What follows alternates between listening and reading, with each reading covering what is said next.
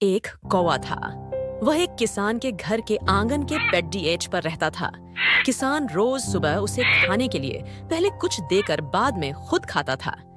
किसान खेत में चले जाने के बाद कौवा रोज उड़ते उड़ते ब्रह्मा जी के दरबार तक पहुंचता था और दरबार के बाहर जो नियम का पेड़ था उस पर बैठकर ब्रह्मा जी की सारी बातें सुना करता था।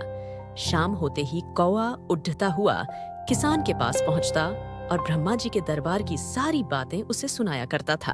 एक दिन कौवे ने सुना कि ब्रह्मा जी कह रहे हैं कि इस साल बारिश नहीं होगी, अकाल पड़ जाएगा। उसके बाद ब्रह्मा जी ने कहा, पर पहाड़ों में खूब बारिश होगी। शाम होते ही कौवा किसान के पास आया और उससे कहा, बारिश नहीं होगी, अभी से सोचो क्या किया जाए। किसान ने खूब चिंतित होकर कहा, तुम ही बताओ दोस्त, क्या किया जाए। कौवे ने कहा, ब्रह्मा जी ने कहा था पहाड़ों में जरूर बारिश होगी, क्यों ना तुम पहाड़ पर खेती की तैयारी करना शुरू करो।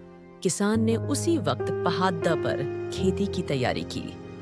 आसपास के लोग जब उस पर हंसने लगे, उसे बेवकूफ कहने लगे। उसने कहा, तुम सब भी यही करो, कौवा मेरा दोस्त है, वह मुझे हमेशा सही रास्ता दिखाता है।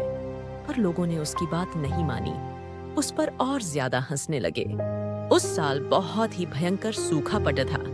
वह किसान ही अकेला किसान था जिसके पास ढेर सारा अनाज इकट्ठा हो गया।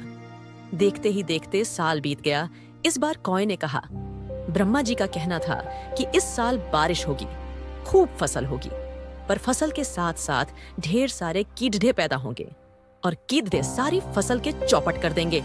इस बार कौवे ने किसान से कहा, इस बार पहले से ही तुम मैना, पंछी और छछूंदों को ले आना ताकि वे कीड़ों को खा जाए। किसान ने जब ढेर सारा छछूंदों को ले आया, मैना और पंछी को ले आया, आसपास के लोग उसे ध्यान से देखने लगे, पर इस बार वे किसान पर हंसे नहीं।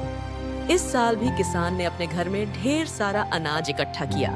इसके बाद कौवा फिर से ब्रह्मा जी के दरबार के बाहर नीम के पेड़ डीडीएच पर बैठा हुआ था। जब ब्रह्मा जी कर रहे थे, फसल खूब होगी, पर ढेर सारे चूहे फसल पर टूट पड़ रहेंगे।